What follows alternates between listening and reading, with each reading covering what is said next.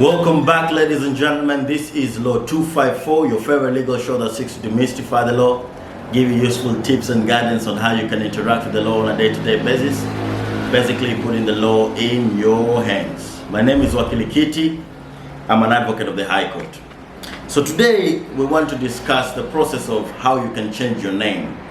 There's so many people out there who want to change your name for a myriad of reasons.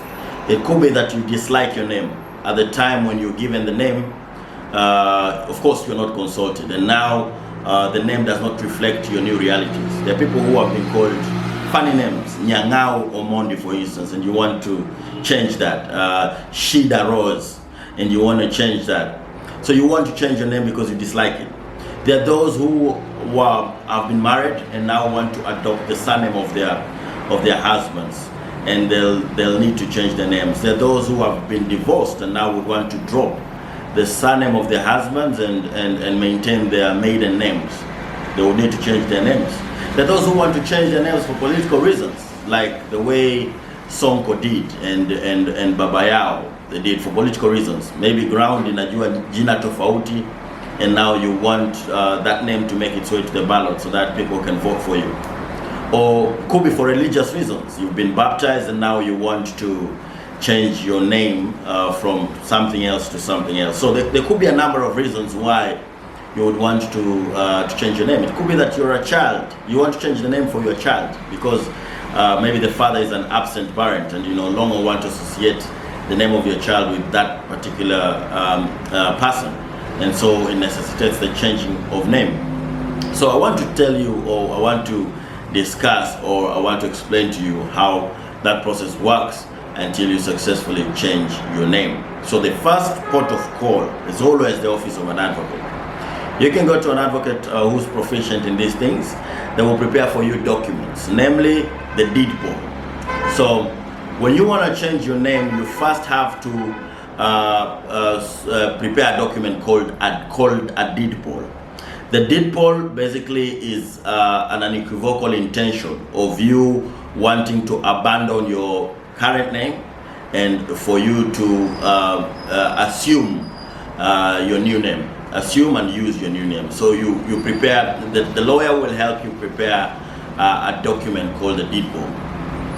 After that, they'll also help you prepare a statutory declaration of your identity. So someone else will prepare a statutory declaration saying that they know you for so many years and they know your intentions of now wanting to drop your former name and to adopt your new name.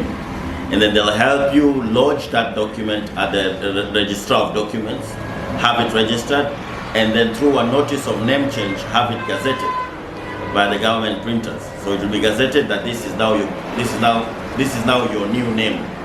Once it's gazetted, then you will have successfully changed your name. But remember, you could have changed your name via this process and via the deed poll process, but there are so many record holders who have your former name. So you might have to approach each one of them. Namely, maybe your banks have the former name.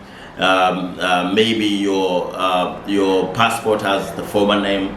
Your ID could have the former name. Your school and colleges and universities have the former name. Telecommunications, Safaricom, they have your former name. The hospital documents and doctors' records have your former name.